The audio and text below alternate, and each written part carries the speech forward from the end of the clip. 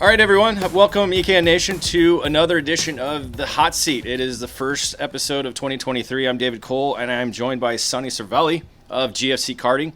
Sonny, what is your title role with GFC, and how old are you, where are you from? Because you're right here from Sonoma area. Correct, yeah. So I am the Director of Operations for Team GFC and the GFC brand. I grew up in Northern California. I live now about 30 minutes from Sonoma Kart Track, so I'm up here quite a bit for all the club racing and everything. I'm 25 years old, and I've been now racing for 20 years, actually. Oh, crazy. So you started kid karting. I did, yeah. So for how, young I would be for someone that works full-time in a karting team, there's a lot of people that are older than me out here that have been actually at the go-kart track less time than I have. Yeah. I started at 5, so. Yeah. So what was the first kid kart? I had, for my 5th birthday, a brand new EMEC kid kart off the showroom floor. Okay. Yeah. So for us, it was a cool deal. We could go up to Sacramento, right? Yeah.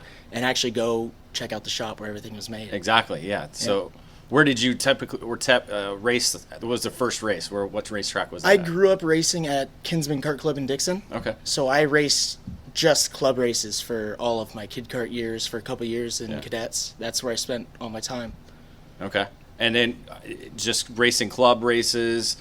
And you probably went regional. What was the regional stuff like? When did you start kind of spreading out away from the clubs? Yeah, I think probably 2008 or 9 is when I started racing regional. I had done a couple years in Comer 80s. Okay. And we had IKF Region 11, and at the time IKF was pretty big for us. It was a big deal, and then we kind of had the Grand Nationals, that really helped us see where we were at on the national level. So we did that stuff. And so you started EMEC. What different chassis were you going with at that time and kind of throughout your career? Yeah, so I started obviously on an EMEC and kid kart.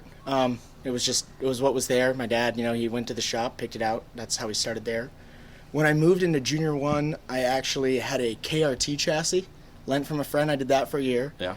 We then went back to EMEC, and I ran with EMEC for quite some time. I ran with EMEC all the way up into Junior 2 till probably 2011 or so. I ran on EMEC, and It changed. It was no longer with Ron and Linda and them, and it changed to the Gwynn family. And I actually raced with them for a while. Okay. Up until kind of that whole thing stopped, I kind of consider myself one of the last guys to be with them, actually. Yeah. And then after that, I had a really cool opportunity to race a Top Kart through Cartel Motorsports, which is Joey and Eric Bartolero and those guys' team. Spent some time with them a lot in the juniors. I spent some time on CRGs through PSL. Mm-hmm. I went through Tony Karts and stuff with Perry and kind of hopped around later in my years to wherever I could, kind of get some support to race. But I really started a lot of my career on MX and then did a lot on Top Kart as well. And you actually raced that challenge before. You were a competitor in this program here. Correct. I didn't race a ton of Challenge of the Americas. Yeah. At the time, it was still a Rotax series. Okay. I did a couple races of Challenge on the Rotax, and I think 2012 maybe. Okay. Yeah. But done SCUSA racing. You've kind of gone everywhere, but also included a move to Indy. Yes. Talk a little bit about that. Yeah, so I moved to Indy. I had pretty much in the middle of my high school years, I had kind of figured out college, homework, all that kind of bookwork stuff was not my gig. Yeah. I really didn't dig it. I was a hands-on guy. As I stopped racing at that time, I started to work more as a mechanic and driver coach, and I really enjoyed the hands-on side of kind of like a job, right? I really like to work with my hands. And my uncle did machining, and I thought that was really cool. He worked on a drag race team doing machining, cool performance parts. And after my senior year of high school, I had been working full-time go-karts. Actually, I homeschooled, and I worked with Austin, Elliott, and Harrison Mills at Speed Sense. Okay. My senior year of high school, I slept on Austin's couch, and we ran a go-kart team. So I kind of had an experience with that at a younger age. But I moved to Indy because I had an opportunity to go to a machining school. Okay. Did that. I worked out there for a year. Wasn't pumped on the Midwest. Wanted to try and find a way back home, be around my friends, my family. Definitely better weather. Yeah, it is. Although this weekend it's a little different right now because it's 80s there right now, and now we're struggling here in Sonoma to get to 70. I did my first Indianapolis winter. Yeah. 4 months of not really wanting to go outside, and I was like, all right, I want to go drive my go-kart, but there's snow on the track. That's a new experience for me. Exactly. So. Yeah, go indoor karting. That's all you have exactly. left, or just travel south. Yeah, that's it. Yep. Yeah. So what brought you back from Indy here to California? Mainly just to be back around my friends, my family. I went out to Newcastle. I had gotten a go-kart out there. And my plan was to return back to racing. I'd been making enough money at the job I had out there to where I thought I could get back kind of on the national scene and hit some races. And I raced a little bit. I did a USPKS out there. I did a pro tour out there at Newcastle. But I'd go to the track and I just didn't know anyone, and it was tough to kind of not be around everyone I grew up with here, you know, just my friends, the whole community and everything. I'd spent so much time at the go-kart tracks up here that I just felt, I don't want to say out of place, but I was just really wanting to go back home and try and see if I could make my machining and career work where I was kind of more comfortable, I guess. So you talked about it. You've worked in the industry early on when you worked with Austin Elliott. You guys started in Speed Sense. You worked living with. What other components within the industry before GFC were you doing? Was it just driver coaching, mechanicking? After I moved back from Indy, I raced part-time. Okay.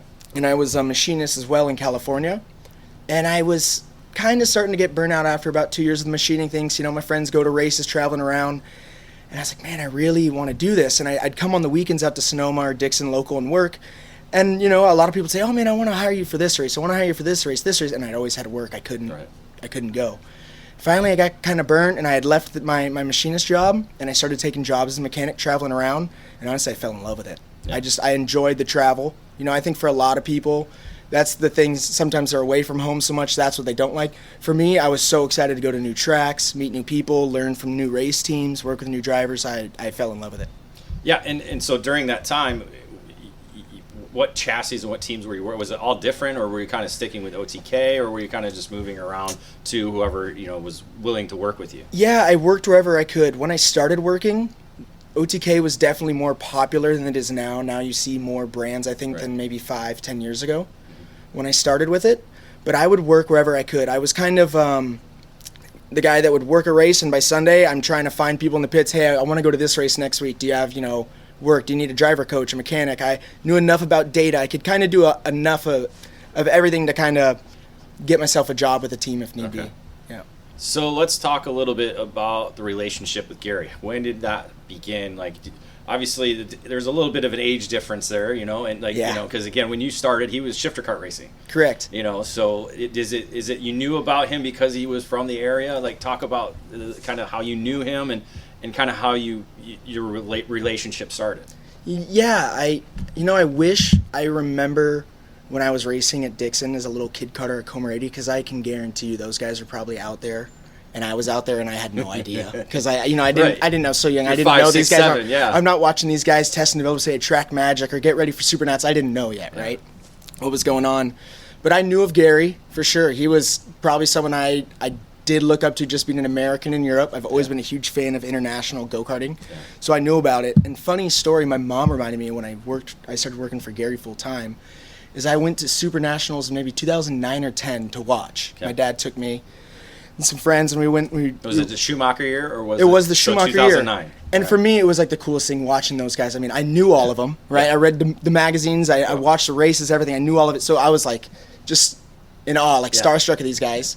I can't remember where we're at. We're at the hotel eating that night, and I guess my mom tells the story. In comes Gary and, you know, the CRG guys at the time, and they go to sit down, and I was like, Mom, that's Gary Carlton.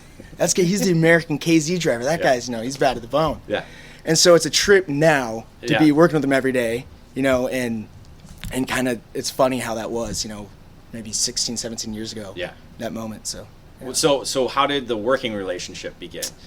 Was it more of a friendship first and then working, or did you guys just kind of like, hey, things kind of work together? So Gary, actually, I spent a lot of time racing with the Pickett family when we kind of had our privateer Pickett racing group, and they had actually hired Gary to come and help Hunter. And when he came to help Hunter, I was racing, kind of doing my own thing. And I remember he's helping Hunter. I kind of met him, whatever, you know, we were having a good day. And I come off the scalesman session, and Gary's there and goes, you did this. I think you could try this. Maybe we should do this. And I'm like, are you here helping me too? He's like, yeah, I mean, why not? You know, you're another guy in the tent. Like, sure, you know, I was sitting around. I might as well watch you and help. So right away I was like, man, that's pretty cool of Gary to do that, take the time out of his day, right? Not just sit there doing nothing. He'd help everybody else.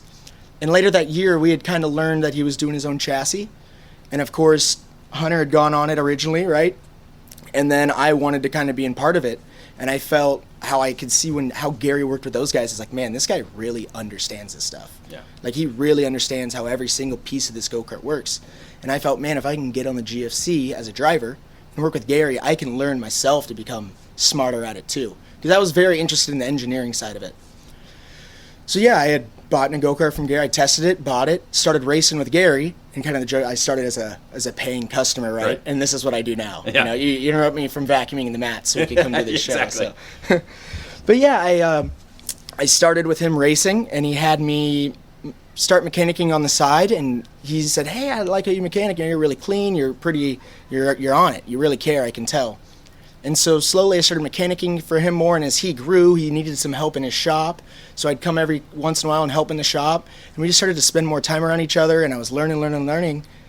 And eventually he kind of offered me a full-time position, and where I was at, I was kind of going race to race, wondering what we were doing, and this just seemed like a solid man. Like, I don't have to find work on Monday, Tuesday, Wednesday. You know, I don't have to wait for Friday, Saturday, Sunday to get work at a racetrack. Right. I can work through the week, and I can learn so much from him. So kind of walk us through day to day, or week by week. Like, what is it that you're doing? Obviously, race weekends, you're at the race, and you're managing everything under the tent.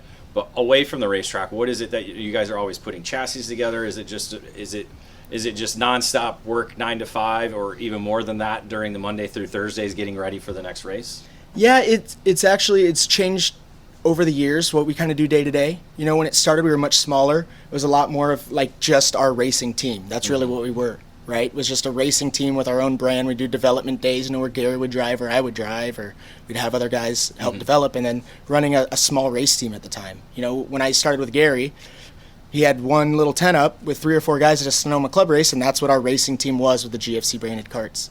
And over the years, it's really shifted. Now we have a lot of dealers. So sometimes I come in and there's parts orders that have to get shipped out, and I can now, I'm forklift certified as a joke, so we go up on the racks, we pull off carts, we ship them, and that's part of my job now is helping get all that stuff. Yep. And then we do the racing team. That takes up a lot of time. Obviously, that's, as anyone that works on a racing team will tell you, I mean, it's 100% of your time. So we work a lot of hours, we work all the time, and we do the racing team mainly, is what I spend a lot of time managing, getting a lot of carts ready for that stuff. And then also now dealers, when they need some factory support, I kind of fly around and hop in, and so does Gary, to kind of assist our dealers at their races too. Talk about the development of the chassis, because you've obviously were there as a customer, you were on the brand. Like, are you providing input? Is it like, how much in the development of the chassis are you part of in terms of that? Yeah, when we first started and I was a driver, Gary actually trusted me. We'd come out here to Sonoma and we'd drive, and he'd bring different, steering pieces, things like that. And I kind of led him in a direction, and I was like, man, I really hope what I feel is what a majority feels, right? Yeah. And obviously he trusted me enough, and he kind of, what he saw or what he thought was supposed to happen is kind of what my feedback was. And it was a cool feeling to have other guys start to try it and then be like, oh yeah, same, this, that, this is better. And I'm like, okay, so my feeling might be kind of neutral for a lot of people, right? Okay. It might help. And on the start, it was a lot more of me driving the tag, kind of helping with that. And then we had some other drivers, and now I play a big role in when we do get, drivers that can help us develop. I'm usually hands-on right there trying to learn everything I can. Because for me, that's the funnest part. Exactly, yeah. Just you love soaking in the technology part of the sport. Correct. I've always been a huge fan of international karting, and I always wondered what it'd be like to shadow, a factory team. And the reason I'm at GFC now is because this is what I feel is the most factory team in the United States. Well, I mean, it is. I mean, really, you guys have built a brand, your own chassis. It's phenomenal to kind of watch the growth of it.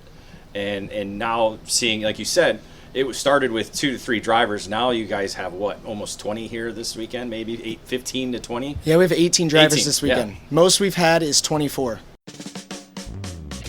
We pause this show for a quick commercial break. Stay tuned for more here on the EKN Radio Network. Ready to step up your game? Joining the Rollison Performance Group is the obvious choice to take your racing to the next level.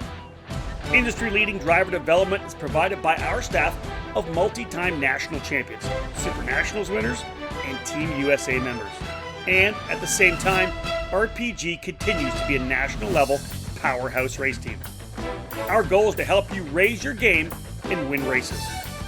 We work with all age groups and are focused on developing those cadet and junior drivers who are ready to take the next step in their racing program. Rawlson Performance Group has set a new standard with our in-house engine program, AVP Engines, headed by Alex Vincent. AVP has become the benchmark in IAME competition. We have the largest OTK inventory that follows our race team, providing trackside parts at all the major events in North America. RPG also offers multilingual support with French, Spanish, and Portuguese-speaking staff. If you want to fight for championships or want to improve your skills and your chances to win, the answer is to call RPG at 503-260-4514. The Rawlson Performance Group. We race to win.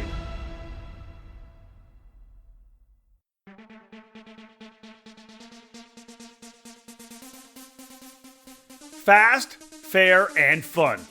Ignite Karting offers you all of that at an affordable price. Ignite Karting utilizes the spec Margay Ignite K3 with a Briggs & Stratton 206 engine and a Hoosier R80 tire.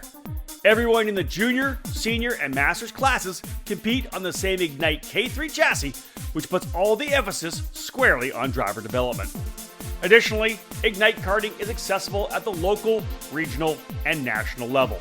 Special events for the 2023 season include the Ignite Majors, which begins with the annual trip to the Daytona International Speedway as part of the WKA Daytona Kart Week as part of both the sprint and road racing events. Those in the Midwest can enjoy the regionally based Ignite Challenge, which just finished up a record-setting season in 2022. Local club programs have also been established in other states all across the country, from Idaho to Texas, Nebraska to New York, with more tracks and clubs joining the Ignite Karting program. Be part of fast fun and great memories with Margay Racing at an Ignite track near you. All information on Ignite events and Ignite Kart packages, including dealers in your area, are available at ignitekarting.com. Get off the couch and out onto the track in 2023. Ignite Karting. Fuel your passion.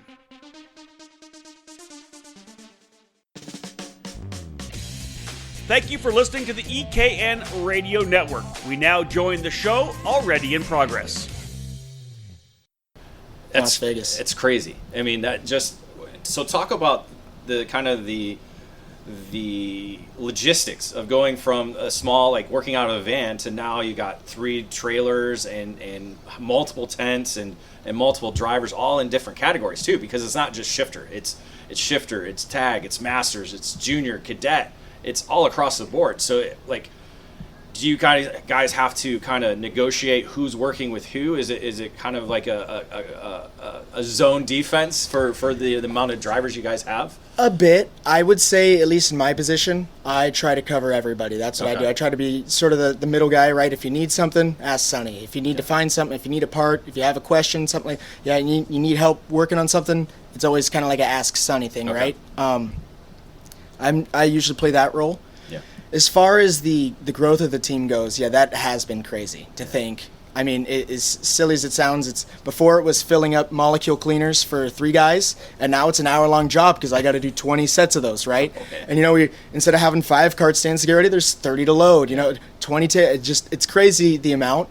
We've gotten more help, and we've got a lot of good guys working under the tent, and that really makes it easier, having the right people. And having the dealers to work with as well, too, because obviously you guys work with Formula Works down in Southern California, so that kind of helps here being in the same state. But as you said, you go to different places and you got different dealers. Like, talk about some of the dealers that you've kind of worked with already with the GFC brand. Yeah, so we obviously, like you said, have Tony Siragusa with Formula Works in Southern California. We have Ayrton Littell in Utah. Yep. He's operating out of UMC there. Yep. We have Tim Lobaugh in Texas. We have Mike Rivera in Connecticut.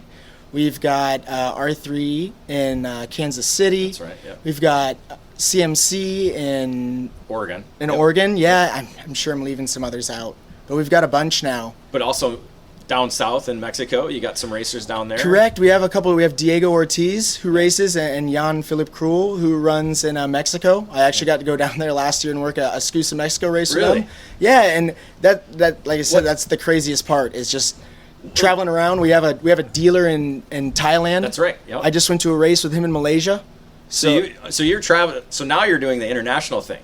Like as a driver, like you said, you wanted to be part of that international scene, but you're now on the other side of the fence doing it. Do you feel kind of like you got to pinch yourself every once in a while? Like you're going to Mexico, you're going to Thailand, you're going around the country.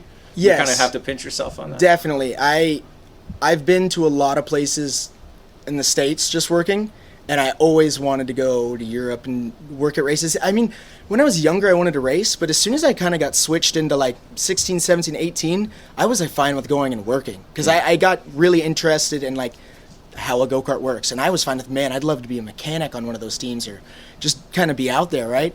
And so yes, I do. When I'm on a spontaneous trip a couple weeks before I find out I'm going to Mexico City to go to a race. Yeah, that is a trip. You know, it's pretty interesting. You know, I tell my family and they're like, "Where are you going? For why?" Like, did you even have a passport? yeah, right. Funny story about the passport. I was here with Gary 2019. We were setting up the tents for a Sonoma Club race. Okay. And I go, "Hey, you know, we're talking." He's like, "Oh yeah, I'm going to Lonato next week for the World Championship." I'm like, "Oh, that's cool, man. I've always wanted to go to World Championships. I watch it all the time. Love that stuff." He's like, "Well, why don't you go?" So I'm going to go to the factory. We're going to go to the race. You can come. I was like, "Dude, no way." He's like, "Yeah, flights are cheap. We'll get you out there."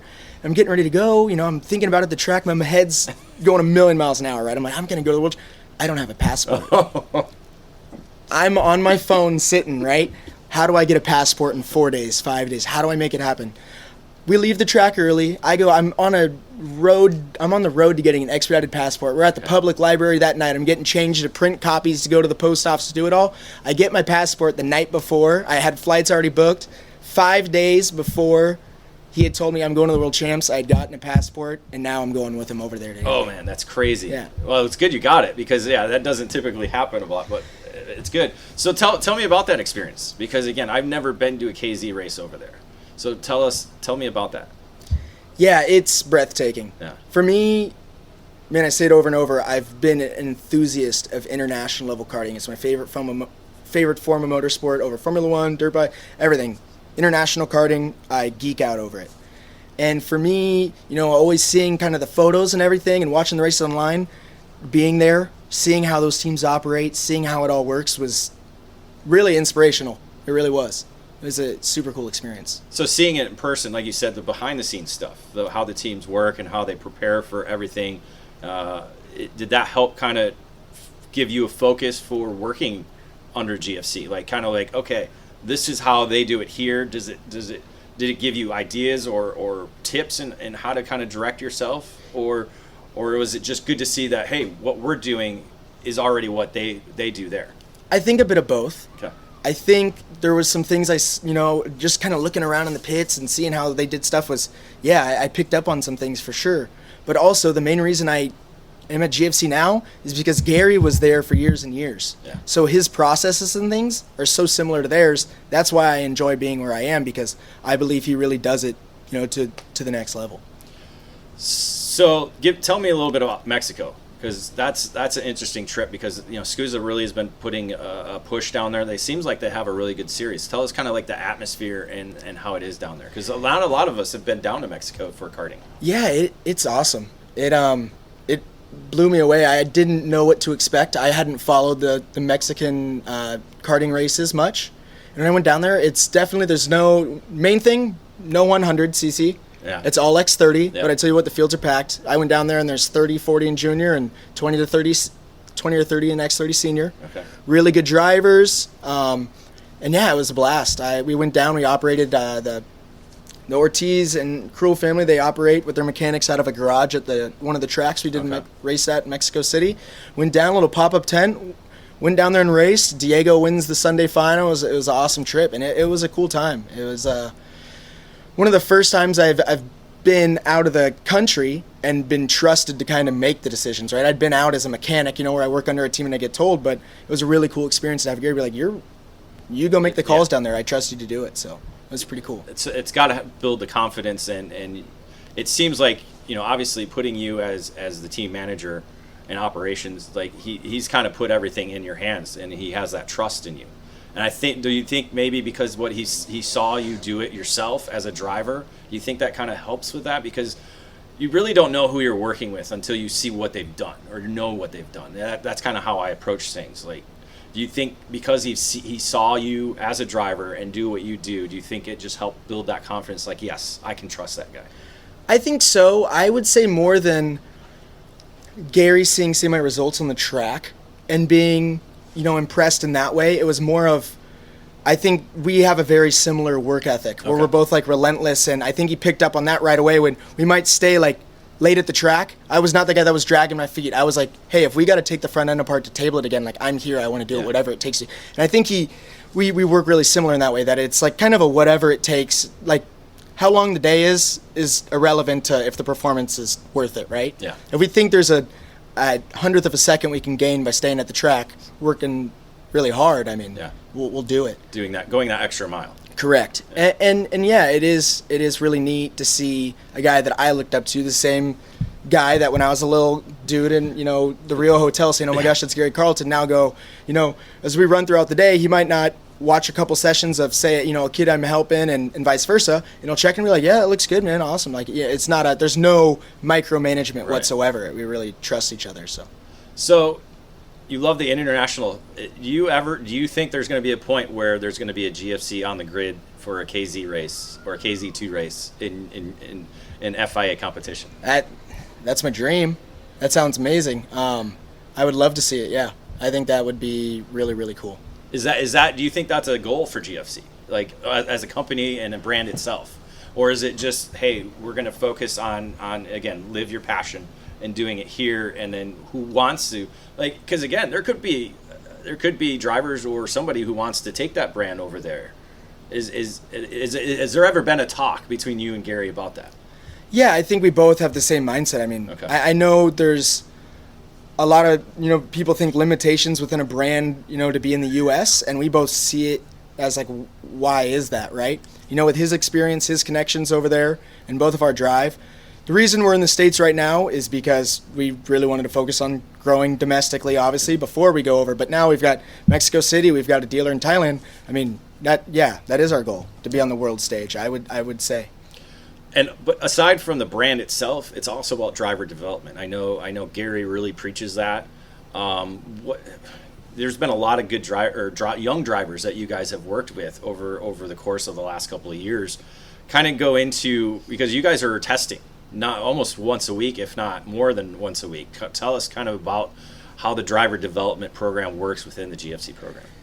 Yeah, I think there's so much to be learned in practice days. And I think going race to race, doing every single big race is good. And we have, that's always good. But I do feel we do a lot of, lead and follow days. We come out here and we do, drills, or we go to Dixon and we do drills where we're not just burning down laps for no reason, right? We might have a day, hey, we want you to try this. Tell us the feedback. We kind of work on all sides of it, And I think, too, what works well for the shifters, for the most part, is we've had it where, we feel this, we feel that. Gary can go out in that shifter cart and go drive.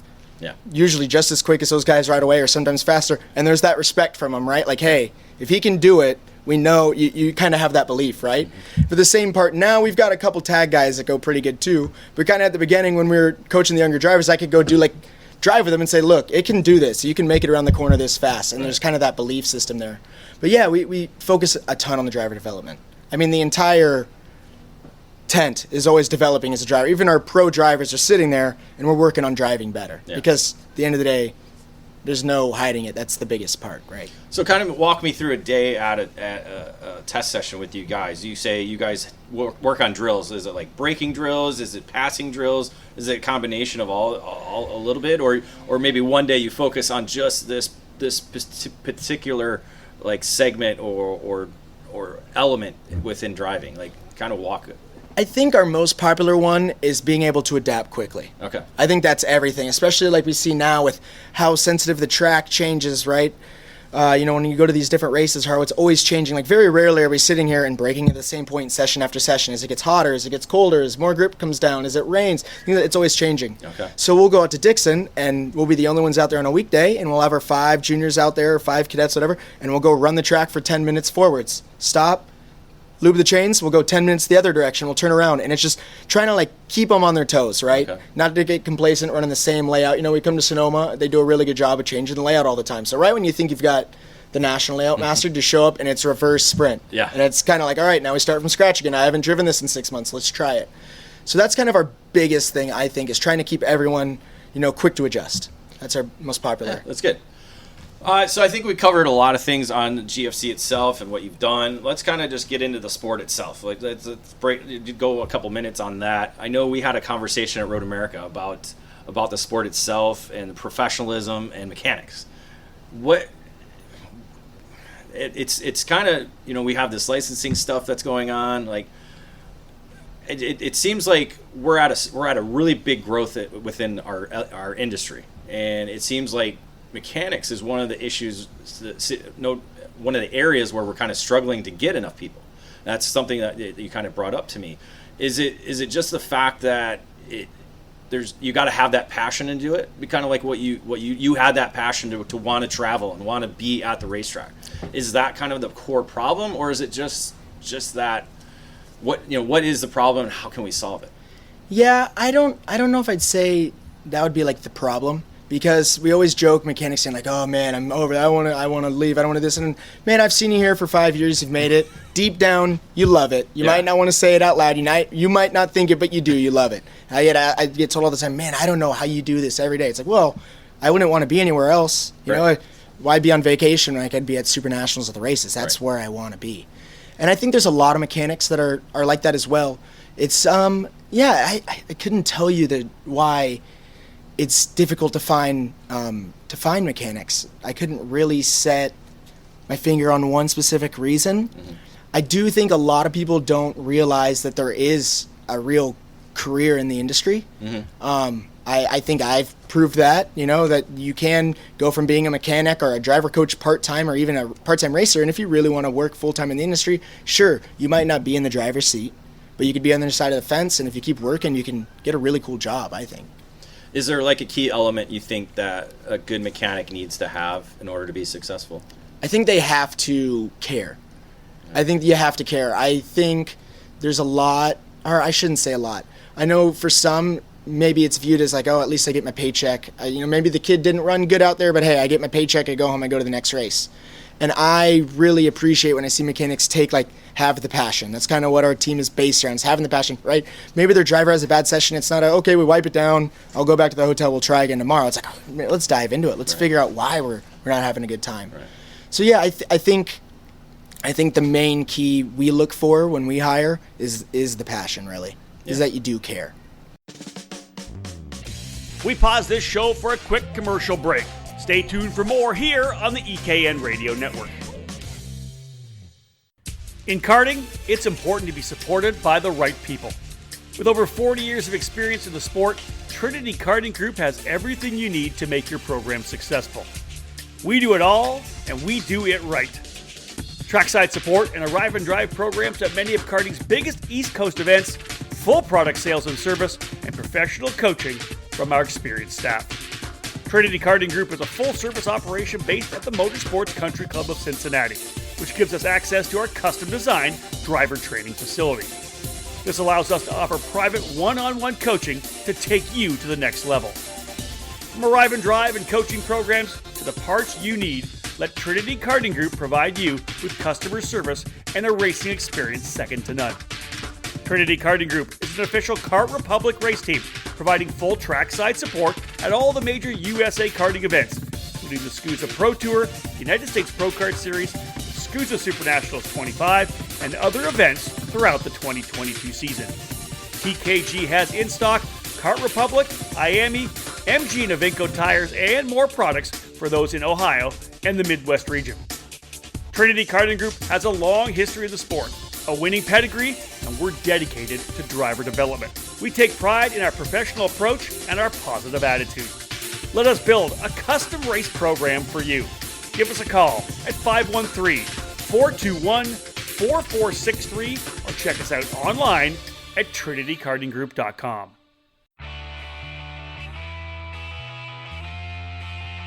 "2019 marked a new era for the KartLift brand. The company that Tim Coyne owned and operated since 2003, one with a long tradition of quality products for the karting industry, was purchased by Ted Fashing and his business, Stockholm Karting Center, in October of 2019. Stockholm Karting Center Inc. has added the Kartlift brand to their very successful Triple T Race Products brand that has been fabricating parts for the drag racing industry for the past 25 years. We're small enough where the owner answers the phone and every call is important to us, but we're large enough to get the job done. We pride ourselves on the quality and personal customer service that we provide on the phone or at the track. Kartlift stands, as you know, can be found at racetracks all over the country. If you race alone, or if you're a parent with a cadet or junior driver, let our one-man winch lift make your race days easier. Position the hooks under the rear bumper, push the button, and your cart is raised into position and you're ready to go. We have traditional cart stands, single upright storage stands, Kartlift stackers for storing 2 carts at once, tire changers, and skid plate kits. Kartlift stands are available at the finest kart shops around the country, or you can order online at kartlift.com. For more information, give us a call at 877-777-8020. That's 877-777-8020. Get a Kartlift and leave your crew at home. Thank you for listening to the EKN Radio Network. We now join the show already in progress. And then that's why we do what we do. You know, that's why I'm here. That's why eKarting News is here. That's why, you know, promoters do what they do. They have a passion for it. They love it, and they care about the sport, and they want to be part of it. Let's talk about kind of the professionalism of the sport itself. It seems like, you know, we're getting bigger, and it seems like now it's all these big tents and big teams. Like, is that? Do you think that's a good thing for the sport, or should it still have that inclusive feeling? Because, you know, again, we still have people out the back of their pickups. It's kind of a double-edged sword. Like, we want to be professional level, but yet we still want to be able to have people come from all different backgrounds and geographic areas, you know, because again, karting's not everywhere, so you kind of have to find that sport. Like, I love the professionalism, but do you think it could be hurting the sport as well too? I would say at the national level, no. I think our national fields speak for themselves. Yeah. I mean, I know everyone says, oh, you know, back in the day we raced stars, we had this many go-karts and stuff. I mean, I looked at entry list that it's not there. Like, you see now at USPK Escusa, there's 40, 50Ks. Supernat sells out biggest it's ever been. Yeah. Right? So at the national level, I think absolutely not. I think that's what people really dig, is like how much everyone is pushing, you know, the professional side of it, and to make it really seem more how, I don't know how to say it, it just makes it more legit, I guess, right? It makes it seem like you're really accomplishing something. You win one of these races. Yeah. I mean, you look at the names and the people you're racing against and these teams, what they provide, and for your team to beat it, you're like, man, this is a really big effort. And exactly, the effort, that was just the word I was going to use, is the amount of effort that individuals, race teams, and everybody that's involved is putting in to be able to be at that level and be able to win. Yeah, and I think it does speak for you. Look at the numbers, like, I mean, Super Nationals is the biggest it's ever been last year, right? Yeah. National level racing is as big as it's been in a while. I mean, you look at the X30 fields now, I think that's the most competitive X30 field I've seen in years and years and years at a Pro Tour or USPKS. Right. I mean, it's more competitive than ever. Definitely at the smaller stuff, I do a lot out here at Sonoma for the Rock Sonoma series. And for us, we operate out of easy ups at those, mainly because we're here for 2-3 days. At a Challenge of the Americas like this, when we're here for a whole week, sure, we build all the lineas, we do the, you know, kind of like the temporary workshop. Yeah. Because it makes sense, because we're here for more days, it's worth the day of setup, you can justify it, right? I think for our team, we operate very similarly, whether it's at a big race or a club race. Most of the drivers under our tent at a club race are usually with us because they're really pushing themselves to try and get better. Mm-hmm. So I think as long, I don't know if maybe the tents themselves do, is more how the people and the community kind of interacts with maybe newer drivers would affect it more.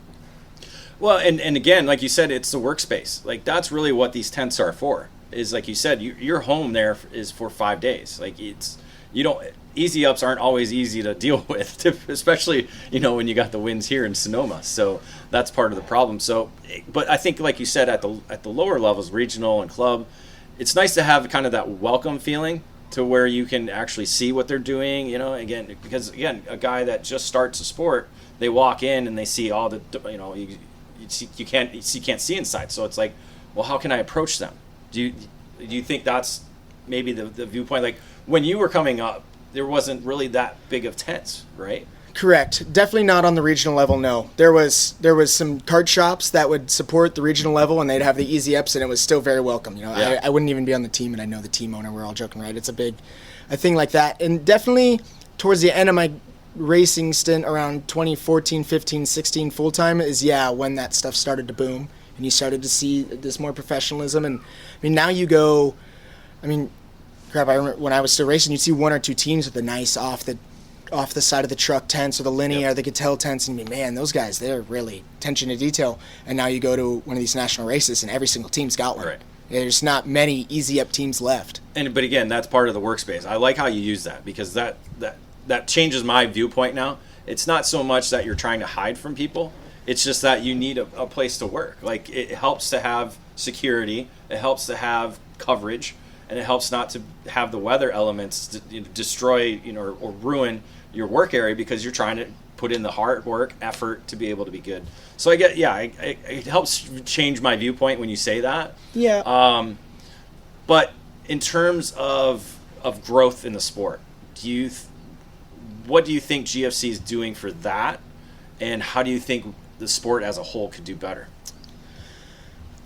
I think at GFC, how we help the sport really is I think we really teach the drivers well of how to kind of go throughout a day of setting up a go-kart and doing that. That's what Gary's done for me, and what Gary's taught me, I've been able to teach others. And I think in that way, him sharing his knowledge has really helped a lot of people, at least in Northern California, and now dealers and everyone, kind of really get a good understanding, I believe, for how to work on a go-kart, how to go about designing a go-kart, things like that.